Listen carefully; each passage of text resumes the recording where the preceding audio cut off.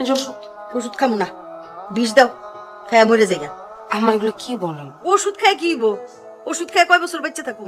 আমার মতো বয়সে মানুষের নাইনাত করলো এই স্কুলে যায়। এই বয়সে যদি নাইনাত করে ঘরে থাকতো তাও তো আমি একটু সুস্থ থাকতাম। আম্মা চেষ্টা তো করতেছে। এটা তো শুনতেছে গত 4 বছর ধরে। আর কয় বছর চেষ্টা করবা? আম্মা একবার আমাকে বলেন না, কলা দিব? নাইনাত কর দাও। আমার মনে হয় কি আমগো এখন একটা সিদ্ধান্তে আসা উচিত। তুমি তোমার জামাইরে রাজি করাও, আরেকটা বিয়া করাও। আম্মা তুমি এগুলো কি বলতেছো? আমি কোনো অবাস্তব কথা কইতেছি না, এটা ঘরে ঘরে সংসারে সংসারে ঘটে, যুগ যুগ ধরে ঘটাইতেছে। আমি বউরে রাজি করাইছি, তুই আরেকটা বিয়া করবে। কি বলতেছ? মানে তোমার কি মাথা খারাপ হয়ে গেছে আম্মা? আরে এটা এই দুনিয়াতে এই প্রথম না, এরকম কত হইতাছে।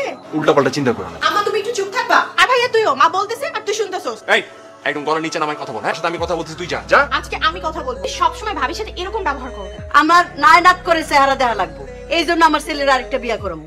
মা শুনো, তুমি আরো 10টা বিয়ে দিলো, তুমি যেটা চাচ্ছ সেটা হবে না। কে? কারণ প্রবলেমটা তোমার ছেলের বউয়ের না, তোমার ছেলের। পুরুষ মাইয়া তোমার ছেলেরই সমস্যা, ডাক্তার তাই বলছে। তোদের তো কপাল ভালো যে এরকম এত ভালো একটা মেয়ে তোদের বউ হিসেবে পাইছো। তোর প্রবলেম যেন ভাবি চুপচাপ মুখ বুঝে সবকিছু সহ্য করে গিয়েছে, কিন্তু তোরা কষ্ট পাবি দেখে। আজকে যদি আমি সেম সিচুয়েশনে পড়তাম, আমার শ্বশুর বাড়ির লোকজন আমার সাথে এটাই করতো, তোরা কি বলতি আমার জামাইকে? আরেকটা বিয়ে করার কথা বল, বলতি?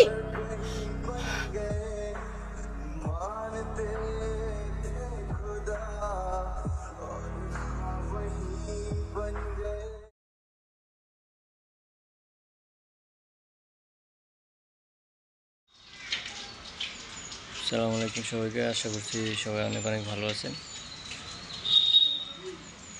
তো যারা আমার নিয়মিত কন্টেন্ট দেখেন, যারা নিয়মিত ভিউয়ার, তাদের প্রতি আমি অনেক অনেক কৃতজ্ঞ। আশা করছি সব দিনগুলো এভাবে পাশে থাকবেন, সবাই সাবস্ক্রাইব করবেন আমার চ্যানেলটি। তো আজকে আপনাদের মাঝে নিয়ে এসেছি একটি ইমোশনাল কন্টেন্ট, আশা করি আপনাদের দেখলে ভালো লাগবে।